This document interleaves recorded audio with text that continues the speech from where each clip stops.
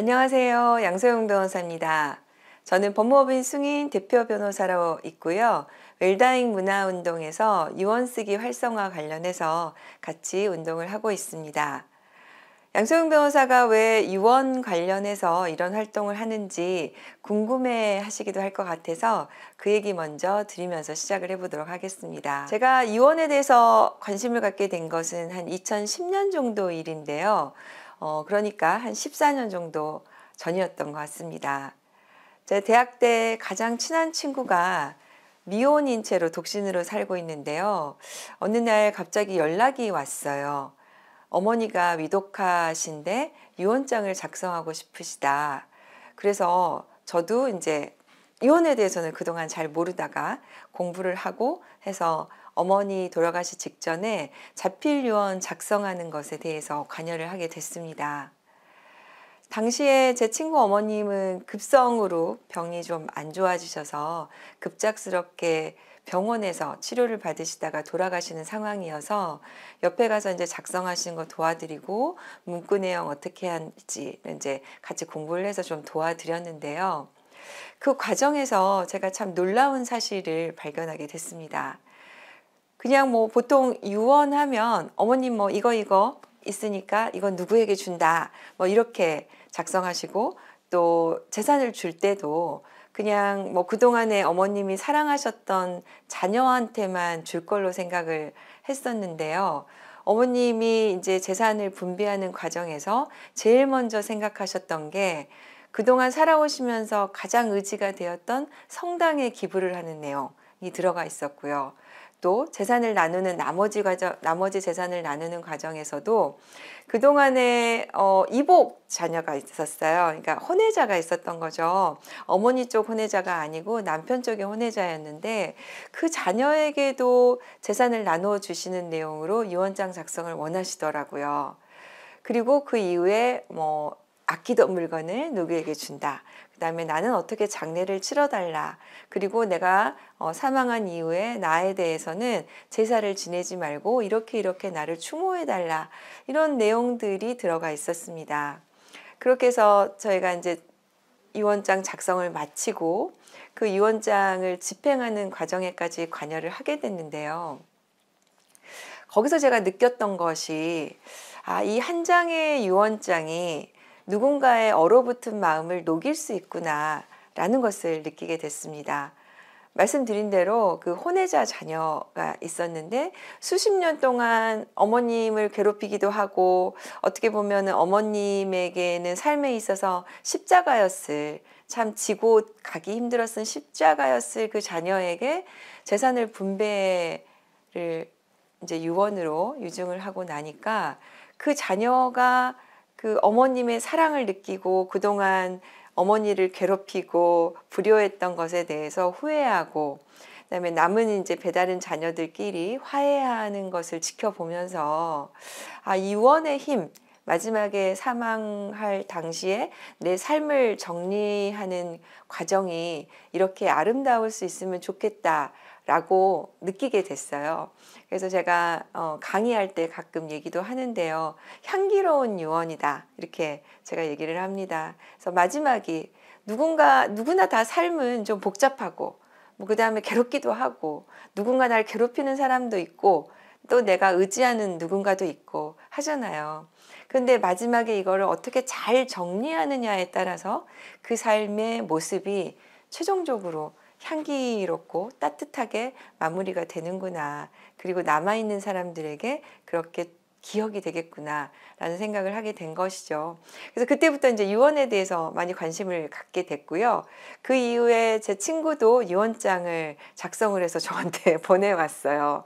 어머니 유언을 집행하는 과정에서 본인도 미혼이다 보니까 앞으로 어떻게 될지 또 어머님이 급작스럽게 사망하시니까 자기한테도 이런 일이 있을 수 있겠구나 싶어서 유언장 작성을 해왔더라고요.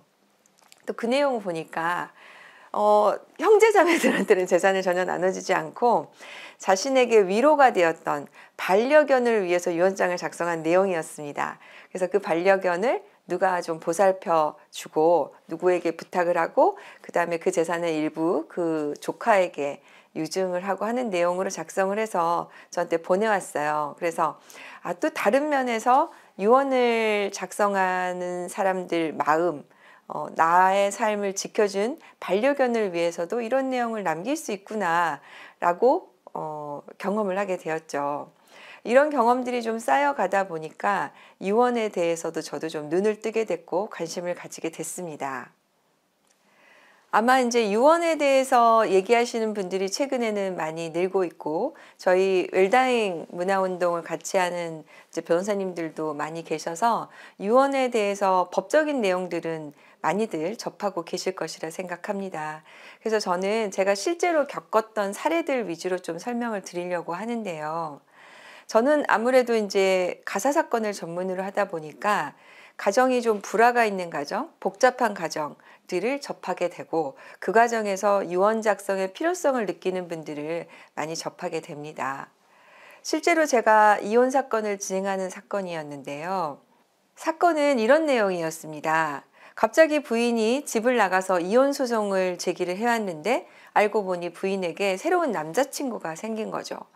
그런데 자녀는 이미 셋이나 되어 있고 아이들은 어린데, 남편 입장에서는 이렇게 뭐 부인이 바람이 났다 하더라도 단순히 그렇게 이혼을 받아들이기는 굉장히 힘든 상황이었어요. 왜냐하면 아이들이 너무 어리니까요. 그래서 부인이 이혼 소송을 걸어온 것에 대해서 남편은 이혼을 원하지 않는다, 이혼 기각을 구한다, 부인만 마음을 다시 고쳐먹고 오면 다시 가정을 회복하겠다, 이런 내용으로 다투고 있었습니다. 근데 아이들이 어리다 보니까 아이들 케어하는 과정에서 남편도 굉장히 마음고생을 많이 하고 있었어요. 그래서 실제로 이혼을 해야 될지 말아야 될지 고민을 하고 있었는데 남편이 사망하는 사고가 발생이 되었습니다. 안타까웠던 것이 뭐냐면, 당시에 재산이, 부부가 나눠야 할 재산이, 재산분할 재산의 대부분의 재산은 부모님으로부터 증여를 받은 재산이었어요. 그러니까 둘 사이에 이룬 재산은 하나도 없었던 겁니다. 그런데 이렇게 이혼 소송 중에 사망을 하게 되면 아무리 부인이 바람이 나서 소송을 제기해 오더라도 이혼 소송은 그대로 끝나버려요. 그러니까 그 부인은 그대로 이 사망하신 남편의 상속인이 되는 거죠. 그래서 그 부모님으로부터 증여받은 재산이 전부 다 배우자에게 그대로 배우자 몫이 상속이 되는 결과가 나타나게 된 거죠. 정말 당시에 뭐 돌아가신 분을 애도하는 것도 슬픈 일이었지만, 재산을 미리 증여해 준 부모님 입장에서는 정말 발등을 찍고 싶은 일이었습니다. 그래서 이 재산, 이미 증여된 재산을 어떻게 다른 방법이 없느냐, 이 재산을 되찾을 방법이 없느냐, 그리고 아이들이 미성년자이다 보니까 아이들에 대해서 이제 대리인은, 후견인은 당연히 어머니가 그대로 되는 거죠. 그러니까 바람난 며느리가 이 상속도 받고 상속받은 손주들까지 전부 다 재산을 관리해야 되는 사람이 되니, 실질적으로 전 재산이 그 바람난 며느리한테 간 거나 다름없는 결과가 된 거죠. 당시에 이제 부모님하고 같이 머리를 싸매고 고민을 해 보았지만, 그렇다고 해서 이미 자녀에게 증여해 준 재산을 명의신탁이라고 할 만한 내용이 전혀 없었습니다. 그래서 그 재산이 전부 다 그렇게 넘어가는 과정을 겪으면서, 이혼 소송을 하면서 시작을 했을 때 이런 위험이 있으니 당시에 유언장을 좀 작성해 놓았더라면, 거기에 대해서 증여받은 재산에 대해서 다시 부모님에게 유증하는 내용이나 아니면 자녀들에게만 유증하는 내용으로 유언장을 좀 작성해 놓았으면 어땠을까라는 생각을 하게 됐어요. 미국에서 이제 가끔 상담 오시는 분들이 있는데, 그분들이 이혼 소송을 시작하시면서 이혼 상담을 하러 오시면서 유언장을 작성해 놨다, 뭐 이렇게 이제 하셨는데, 저는 그때만 해도 그냥 그것이 농담이다, 문화가 다른 얘기니까 그런 얘기구나 라고만 생각을 했지만, 실제로 이런 사건을 겪고 보니까 정말 이혼 소송 중에 이혼을 시작하면서 그 재산이 재산분할 대상의 재산이 아닐 경우에는 유언 작성의 필요가 있구나라는 생각을 하게 되었습니다. 다음으로 또 많이들 들어보셨을 얘기는, 가족관계가 복잡하다 보니까 유언 작성이 좀 필요하다. 그래서 뭐 사실혼이나 혼외자가 있는 경우에 유언 작성이 필요하다, 이런 얘기도 많이 들어보셨을 겁니다. 그런데 저는 그것보다 더 다른 얘기를 좀 드리고 싶어요. 그럼 양소영 변호사는 언제 유언장을 처음 써봤나? 그것도 궁금하실 것 같은데요. 저는 36살에 막내를 낳고 갑자기 구안화사가 왔어요. 근데 저는 좀 지금도 보시지만 약간 되게 건강 체질이거든요. 그래서 감기도 잘 안 걸리는 사람인데 갑자기 저한테 구안화사라는 병이 찾아오니까 아, 삶이란 게 이런 것이구나. 사고라는 것은 언제든 날 수 있는 거구나. 라는 그런 뭐 무서움, 두려움 같은 것에 휩싸이게 되더라고요. 그런데 제 옆에 누워있는 아이들 5살, 3살, 그다음 막 태어난 아이를 보니까 하염없이 눈물만 나는 겁니다. 왜 얘들을 어떻게 해야 되나. 그러면은 남아있는 내 이 재산만이라도 어떻게든지 좀 잘 정리를 해야 되겠다. 그리고 아이들에게 남기고 싶은 얘기를 좀 남겨야 되겠다라고 하니까 그때 이제 유언장이라는 것을 처음 생각해 보게 됐습니다. 근데 유언장을 쓰다 보니까 하염없이 눈물만 나더라고요. 지금도 좀 약간 생각하니까 눈물이 나는데요. 그래서 노트가 막 맨날 젖어가지고 구불구불 해주고 찢어서 버리고 몇 번이나 이제 하다가 유언장 작성을 마무리를 했어요. 근데 지금 생각을 해보면 그 당시에 제가 제 삶을 36살에 돌아보게 되고 남아있는 그러면은 내가 건강을 되찾게 됐을 때 남아있는 삶을 어떻게 보낼 것인가에 대해서 좀 생각을 해보게 되더라고요. 그리고 늘 죽음이라는 것에 대해서 대비하는 마음을 갖게 되니까 오히려 제 삶이 굉장히 좀 가벼워졌습니다. 그래서 내 삶의 목표가 뭔가, 목적이 무언가, 그리고 나에게 죽음이 찾아왔을 때 내가 남길 것은 무엇이고 내가 가져갈 수 있는 게 하나도 없다는 것을 느끼게 되니까 기부에 대해서도 생각을 해보게 됐습니다. 저는 2019년부터 한부모 가정을 돕고 있고 그 다음에 사단법인 칸나희망 서포터즈라는 단체를 만들어서 한부모 가정 돕기를 하고 있는데요. 최근에 정말 아름다운 분을 만나게 되었고 그분이 돌아가시면서 재산의 20%를 저희 사단법인에 기부를 해주시겠다는 유언을 작성을 하셨습니다. 그분이 급작스럽게 돌아가시고 그분을 위해서 저도 추모를 하고 있는데요. 그 남아있는 재산의 일부가 저희에게 기부가 되어서 부모님으로부터 사랑을 받지 못하고 양육비를 못 받는 한부모 가정 자녀들을 위해서 귀하게 쓰여질 예정이고요. 제가 그분의 삶이 궁금해서 유족분들을 만나서 어떻게 이렇게 저희 단체에 기부를 해주시게 되었냐라고 여쭤봤더니 평생을 홀로 사시면서 부모님의 도움을 받지 못하는 자녀들 그리고 부모님이 없는 아이들을 도와오셨다고 하더라고요.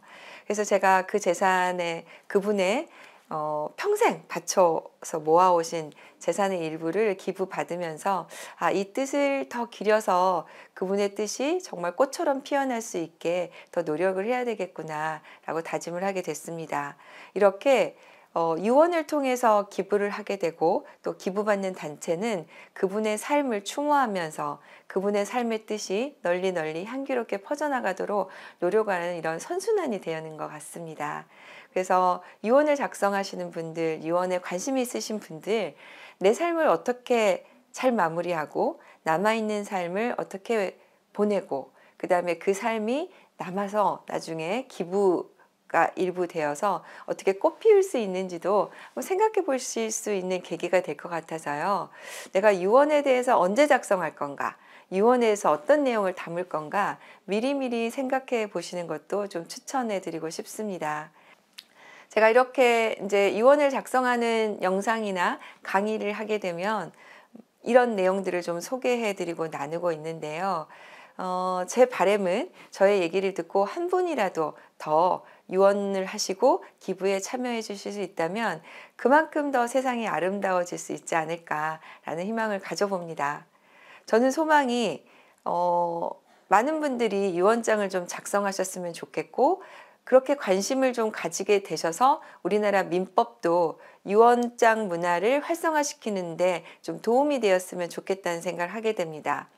우리나라 상속법이 1970년대에 제정이 돼서 그대로 거의 개정이 되지 않은 상태로 유지가 되다 보니까 지금 상속법의 여러 조문들이 실제로 우리 삶 그리고 우리 가족들의 법률적인 관계를 뒷받침하지 못하고 있어서 좀 부족한 실정입니다. 그래서 유언장이 좀 활성화되고 유언장이 활성화되기 위해서 민법도 좀 개정이 되었으면 하는 바람이 있습니다. 최근에 일본에서는 유언장을 작성하게 되면 그 유언장을 보관하는 제도를 도입을 해서 하고 있고, 또 디지털 유언장 작성까지 도입을 하겠다 이렇게 나아가고 있더라고요. 그래서 우리 민법도 이렇게 일본처럼 많이 좀 달라졌으면 좋겠습니다. 마지막으로 제가 얘기를 마치면서 좀 당부드린 말씀은요. 이렇게 내가 유언장에 관심을 가지고 정말 좋은 내용으로 유언을 하고 싶은데 그게 나중에 사망하신 이후에 무효가 돼버리면 정말 억울한 일이겠죠. 그래서 뭐 뉴스에서도 접하셨겠지만 기부를 하겠다고 했는데 도장 날인이 없어서 무효가 돼버리고 유언장을 작성을 했는데 뭐 주소를 안 써서 무효가 돼버리고, 그 다음에 공증을 했는데 증인이 잘못 참여하게 돼서 무효가 돼버리고, 녹음을 했는데 그 녹음에 증인이 2명이 있어야 되는데 2명이 없어서 무효가 돼버리고, 이런 기사들 많이 접하셨을 것입니다. 그리고 또 평생 돌아보지 않았는데 죽고 나니까 어디서 갑자기 부모가 나타나서 그 재산을 가져가 버리고, 소위 구하라 사건 알고 계시죠? 평생 한 번도 양육비 주지 못했던 부모가 나타나서 그 재산을 가져가 버린다면 얼마나 억울한 일이 되겠습니까? 그러니까 미리미리 요건 같은 거 좀 확인하시고요. 우리 변호사님들 영상 많이 찍어 놓으셨으니까 그거 찾아보시면서 요건 잘 공부하셔서 꼼꼼하게 잘 작성하셔서 나의 좋은 뜻이 꼭 사망한 이후에 유효하게 그렇게 잘 효력을 발휘할 수 있게 유언장 작성하셨으면 좋겠습니다. 그리고 유언을 작성하실 때 내 유언이 누군가에게 의해서 갑자기 찢겨져 버리거나 그리고 없어져 버리거나 또 그러면 안 되겠죠. 그러니까 유언 집행자도 좀 미리 생각하셔서 그분에게 좀 부탁을 해놓고 내 유언이 그대로 집행이 되도록 하는 것까지 신경을 쓰시면 좋을 것 같습니다. 네, 오늘 말씀 귀 기울여 들어주셔서 너무 감사하고요. 도움이 되셨으면 좋겠습니다. 양소영 변호사였습니다.